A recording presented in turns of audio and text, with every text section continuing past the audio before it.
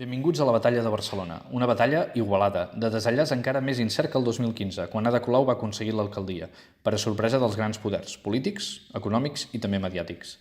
Els comuns firmarien que el Cal que va projectar el baròmetre del CIS d'ara fa 4 anys, just abans de l'inici de la campanya. Aquella enquesta va assignar 11 regidors a Colau, exactament els que va aconseguir, i va fixar, amb precisió, un duel entre el líder de Barcelona en Comú i Xavier Trias. El resultat és conegut. Aquest dijous també hi ha hagut baròmetre del CIS. Ha dibuixat un empat entre Colau i Ernest Maragall, el candidat escollit per Esquerra per tenir aspiracions reals de fer-se amb l'alcaldia de la capital.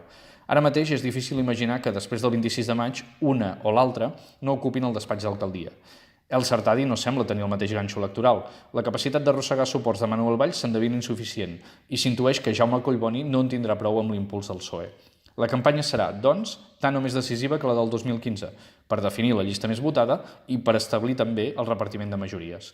Sabem que el pròxim govern de Barcelona haurà de ser almenys bicolor, perquè qui guanyi no ho farà més enllà dels 11 regidors, si arriba.